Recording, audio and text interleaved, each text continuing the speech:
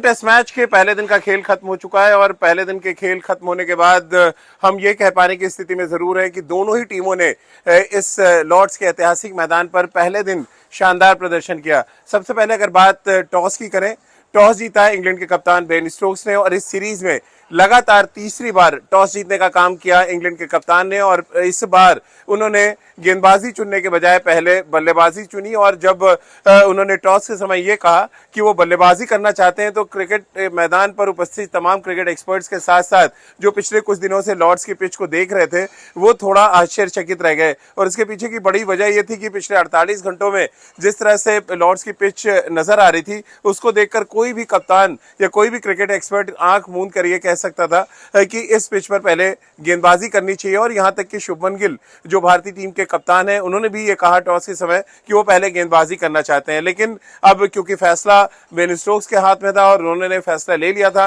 कि टीम उनकी पहले बल्लेबाजी करेगी तो फिर कमान जो है वो शुभमन गिल के हाथ में आई और शुभमन गिल के पास वो गेंदबाज थे जो इस कंडीशन का फायदा उठा सकते थे। यानी कि पहले एक घंटे पर सबकी नजरें टिकी हुई थी कि पहले एक घंटे में इस टेस्ट मैच में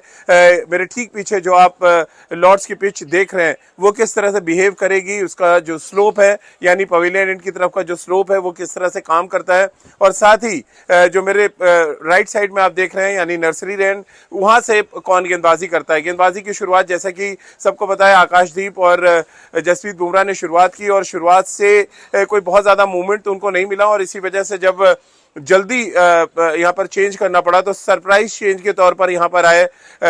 नीतीश रेड्डी और नीतीश रेड्डी ने जिस तरह से पहला स्पेल डाला उस गेंदबाजी को देखकर मुझे लग रहा है टीम मैनेजमेंट बहुत ज्यादा खुश होगा, क्योंकि जिस तरह की गेंदबाजी नीतीश रेड्डी ने की, जिस लाइन पे उन्होंने गेंदबाजी की और जिस तरह से नर्सरी एंड से उनको फायदा मिला यानी कि कुछ बॉलें उनके अंदर आई और कुछ बॉलें बाहर गई, उसमें एक बॉल मैं कह सकता हूँ बेन डकेट वाली वो लकी थे जब down the leg Rishabh Pant ने बहुत शानदार उनका कैच पकड़ा। इसके अलावा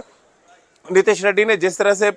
अपना दूसरा विकेट लिया वो बहुत कमाल की गेंद थी और कहीं ना कहीं वो इंग्लिश जो प्लानिंग है उसको भी थोड़ा सा हमारे सामने रखने में कामयाब रही, यानी कि गेंद को थोड़ा आगे पिच करेंगे, 3/4 अगर आप हिट करते हैं तो आपको अच्छा बाउंस मिलेगा और एग्जैक्टली नीतीश रेड्डी ने वही किया। पहले सेशन में 2 विकेट गिरे लेकिन रन भी कम बने और ऐसा लगा कि एक बार फिर बेसबॉल हमें लंच के बाद देखने को मिलेगा, लेकिन लंच के बाद भी भारतीय गेंदबाजों ने अपना शिकंजा कस के रखा और इंग्लैंड के जो बल्लेबाज है वो कोई ऐसा रनों का बहाव नहीं ला पाए लॉर्ड्स के मैदान पर जिसकी उम्मीद तमाम क्रिकेट फैंस कर रहे थे। और जब दिन का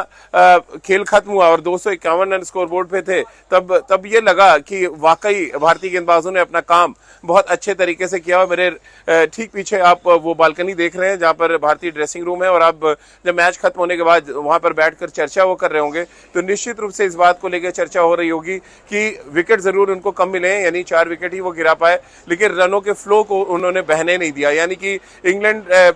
जाकर ऑल आउट अटैक नहीं कर पाया। कोशिश बीच बीच में हुई है, बेन स्टोक्स और जो रूट क्रीज पर हैं और जो रूट जिस तरह के फॉर्म में नजर आए इस इनिंग में वो बड़ा खतरा भी भारतीय टीम के लिए साबित हो सकता है। लेकिन फिलहाल दूसरे सेशन तक जब हम पहुंचे हैं तो दूसरे सेशन में सिंगल डबल से गेम चलता रहा इंग्लैंड का, लेकिन उसी बीच में रविंद्र जडेजा की गेंद पर बहुत शानदार कैच ध्रुव जुरेल ने पकड़ा। वहां पर बहुत अच्छी बल्लेबाजी ओली पोप कर रहे थे लेकिन उनका विकेट गिरने के बाद फिर बैक टू बैक विकेट गिरे। हैरी ब्रूक्स को बुमराह ने आउट किया और वहां से जो रनों का फ्लो होना चाहिए था उसमें उसको कंटेन करने का काम किया, क्योंकि देखिए फॉर्मेट कोई भी हो अगर अब रेगुलर इंटरवल से विकेट लेते रहते हैं तो फिर यहाँ पर परेशानी जो बैटिंग टीम है उस पर आ जाती है, क्योंकि जब आप विकेट्स गिर रहे हैं तो आप इस कंफ्यूजन में होते हैं, इस दुविधा में होते हैं कि आप रनों के बहाव को तेज करें या आप विकेट जो गिर रहे हैं पहले आप उसको स्थायित्व दें अपने पारी को। अब क्योंकि इंग्लैंड के 4 विकेट गिर गए थे उसके बाद जिस तरह से कप्तान ने बैटिंग करी, जो रूट जिनके पास एक्सपीरियंस है और पिछले 2 मैचों में कोई बड़ा स्कोर नहीं बना पाए थे, आज शायद वो ये सोच कर आए थे कि आज लॉर्ड्स के मैदान पर अपना नाम एक बार फिर बोर्ड पे लिखवाएंगे और एग्जैक्टली उन्होंने वही किया। 3000 रन भारत के खिलाफ उन्होंने पूरे किए और ऐसा करने वाले वो इंग्लैंड के उन गिने चुने बल्लेबाजों में हो गए हैं जिनका भारत के खिलाफ ट्रैक रिकॉर्ड बेहद शानदार है। तो पहला दिन का खेल लॉर्ड्स के मैदान पर 250 प्लस बनाए इंग्लैंड ने, 4 विकेट भारत ने गिरा दिए हैं और अगर हम इस टेस्ट मैच के तीनों सेशन का एनालिसिस करें तो पहला सेशन जहां भारत के नाम रहा, वहीं तीसरा सेशन इंग्लैंड अपने नाम करने में कामयाब रहा। दूसरा सेशन दोनों में डिवाइड किया जा सकता है क्योंकि विकेट्स भी गिरे, वहां पर रन भी थोड़े आए, और कुल मिलाकर जो इस टेस्ट मैच के पहले दिन के खेल खत्म होने के बाद स्थिति है वो यही है कि मैच जो है इवनली पॉइज्ड है। अब थोड़ी बात इंग्लैंड की बल्लेबाजी की और करें तो बेन डकेट और जॉन क्रॉली के बारे में खास तौर से इंग्लिश मीडिया जिस तरह से उनको ट्रोल कर रहा था, जो तमाम इंग्लैंड के क्रिकेट एक्सपर्ट्स हैं उनका ये कहना था बहुत लकी है जो उनकी टीम में जगह बनी हुई है, और एग्जैक्टली वही हुआ। बहुत ही कॉशियस बैटिंग वो कर रहे थे, और जिस तरह से वो आउट हुए निश्चित रूप से वो सोचेंगे जाकर, या सिलेक्टर्स भी अब सोचेंगे इंग्लैंड के कि इनको आगे खिलाया जाए या ना खिलाया जाए। इसके अलावा बात बेन डकेट की करें तो ऐसा लग रहा है लीड्स की दूसरी पारी में जो उन्होंने मैच विनिंग पारी खेली या शतक लगाया था उसके बाद से लगातार वो स्ट्रगल कर रहे हैं, लेकिन उनके जो आउट होने का पैटर्न है वो थोड़ा सा उनको भी सरप्राइज कर रहा होगा कि ऑफ स्टंप के बाहर 2 बार आउट हुए, 2 बार लेग स्टंप के बाहर डाउन द लेग वो आउट हो चुके हैं, और कुल मिलाकर जो परेशानी है वो लगातार बेन डकेट के बल्लेबाजी के इर्द गिर्द घूम रही है। हैरी ब्रूक्स जिन्होंने बहुत अच्छी बल्लेबाजी की वो भी आज नहीं चले। उसके अलावा ओली पोप की बात करें तो उन्होंने उनसे भी बहुत ज़्यादा उम्मीदें की जा रही, लेकिन ओली पोप ने भी निराश किया। वो तो भला करिए कि जो रूट क्रीज पर टिके रहे, और उनकी बल्लेबाजी की वजह से इंग्लैंड आज सम्मानजनक स्थिति में हम एक तरह से कह सकते हैं। हालांकि रन रेट उतना तेज नहीं है जितना इंग्लैंड के बारे में कहा जाता है, और जो एक हवा बनाया गया था लॉर्ड्स के पिच को लेकर, मेरे ठीक पीछे आप वो पिच देख भी रहे हैं, ये कवर्स आप देख रहे हैं पिच में, और ये कवर से इस बात की तरफ इशारा कर रहा है कि जो कुछ इसके अंदर है, यानी कि जो पहेली इसके अंदर छुपी हुई थी उस पहेली को सुलझाने का काम किया एक तरह से कहा जाए भारतीय गेंदबाजों ने। इनिशियली उनको मूवमेंट उतना ज़्यादा नहीं मिला, लेकिन जब उनको समझ आया कि आप 3/4 लेंथ पे गेंदबाजी कर सकते हैं, वहाँ से जो भारतीय गेंदबाजी है वो थोड़ा सा असर डालने लगी, और नीतीश रेड्डी का जो ओवर था जहाँ पे बैक टू बैक विकेटें मिली, वहाँ से जो चीज़ें हैं वो चेंज होना शुरू हो गई। थोड़ा मौसम की भी बात करेंगे, आज बहुत गर्म मौसम था अगर हम टेस्ट मैच के पहले दिन की बात करें, और एग्जैक्टली दूसरे दिन और तीसरे दिन भी कुछ ऐसे ही मौसम रहेगा, लेकिन आइडियली बैटिंग के हिसाब से जाएं तो बैटिंग के लिए जो बेस्ट कंडीशंस हैं वो होगी टेस्ट मैच के दूसरे और तीसरे दिन, यानी इंग्लैंड के पास अभी 6 विकेट है, और इन 6 विकेटों की जो कोशिश है या इंग्लैंड की कोशिश यही होगी कि कम से कम 450 रन इस टेस्ट मैच में बनाए जाएं, और जो स्टार्ट जो रूट को मिला है, जिस तरह की बल्लेबाजी बेन स्टोक्स कर रहे हैं उसको थोड़ा आगे ले जाने का काम करें। बेन स्टोक्स हालांकि आज बहुत लकी थे जब उन्होंने नीतीश रेड्डी की एक गेंद को ऑफ स्टंप के बाहर जाके शफल करके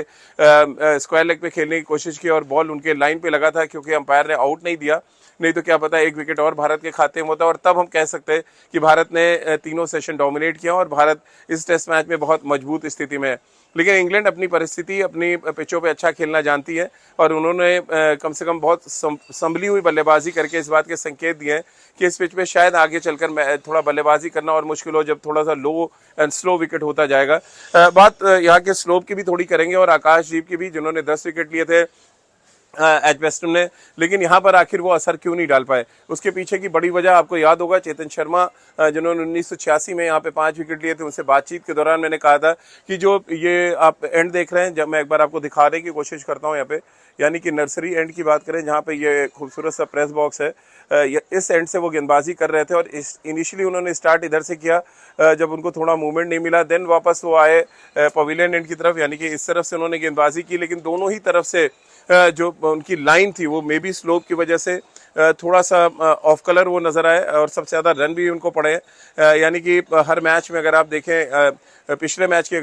मुकाबले अगर आप तुलना करें तो आकाशदीप सबसे महंगे यहाँ पर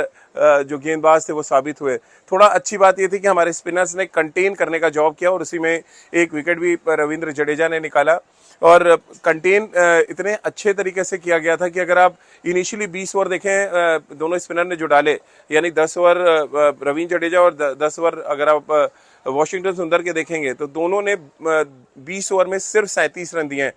यानी 2 रन के नीचे से भी उनका एवरेज नीचे था। और ये बहुत बढ़िया बात है क्योंकि डे 1 का ट्रैक हो स्पिनर्स के लिए, जहां बहुत कुछ ना हो, सदी हुई लाइन लेंथ और अच्छी फील्ड प्लेसमेंट के साथ गेंदबाजी करें तो फिर आप कंटेन कर सकते हैं। और देखिए मैं स्लोप के दूसरे साइड में खड़ा हूं, और उस साइड को अगर आप देख पा रहे हो अगर मेरे ठीक पीछे, तो ये स्लोप जो है फील्डिंग में भी बहुत इंपॉर्टेंट रोल प्ले करता है, क्योंकि जब बॉल उधर जाता है तो बहुत तेजी के साथ वो बाउंड्री की तरफ जाता है, इधर आता है तो बाउंड्री की तरफ तो थोड़ा जान लगानी पड़ती है बैट्समैन को, यानी कि एक्स्ट्रा एफर्ट चाहिए। जब आप विद द स्लोप खेलते हैं तो बात अलग है, और जब डाउन द स्लोप खेलते हैं तो उसके लिए एक अलग यहाँ पर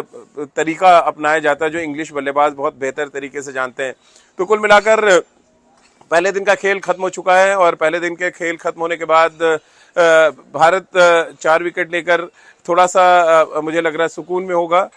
टॉप 4 बैट्समैन उन्होंने आउट कर दिए। वहीं इंग्लैंड ये सोच रहा होगा कि टेस्ट मैच के दूसरे दिन और पहला सेशन अगर वो बेहतर तरीके से निकालते हैं, क्योंकि नई बॉल ले ली गई है, आकाशदीप और जसप्रीत बुमराह ने जाके अपना एनालिसिस करेंगे और जिस लेंथ पे एक्चुअली चाहिए गेंदबाजी और पहले जिस तरह की लेंथ पर लॉर्ड्स में बुमराह और इससे सिराज ने गेंदबाजी की है वो लेंथ वो ढूंढने की कोशिश करेंगे। देखिए स्लोप पे ऐसा नहीं है आप आएंगे और डालेंगे और ऑटोमेटिकली बॉल अंदर बाहर होना शुरू हो जाएगा। सही एरिया, सही लेंथ और लाइन पे बॉल डालने से ही विकेट मिलेगा आपको, भले आप दुनिया की किसी भी विकेट पे खेल रहे हो। और ये बात जाके जितनी जल्दी मुझे लग रहा है बॉलिंग कोच से बात करेंगे और वो चीजें समझेंगे और बेहतर गेंदबाजी करते नजर आएंगे जसप्रीत बुमराह, सिराज और आकाशदीप। और साथ ही अच्छा सपोर्ट नीतीश रेड्डी का रहा है। उम्मीद है कि दूसरे दिन भी वो सपोर्ट जारी रहेगा और एक जो डोमिनेशन हमने अभी तक देखा है भारतीय टीम का पहले बल्लेबाजी में, हो सकता है कल का सेशन, पहला सेशन कुछ ऐसा धमाकेदार गेंदबाजी हो जिससे इंग्लैंड पूरी तरह से बैकफुट पर आ जाए। तो ये टेस्ट मैच पहले दिन का खेल खत्म होने के बाद बराबर है, तराजू पर रखेंगे और उम्मीद करेंगे कि धीरे धीरे भारत का पलड़ा भारी हो और भारत इस टेस्ट मैच में एक ऐसी स्थिति में पहुंचे दूसरे दिन के खेल खत्म होने के बाद जहां से हम फिर ये भारतीय टीम मैनेजमेंट और हम सब ये एक तरह से देख पाएं, एक तस्वीर देख पाएं कि ये टेस्ट मैच किधर जा रहा है।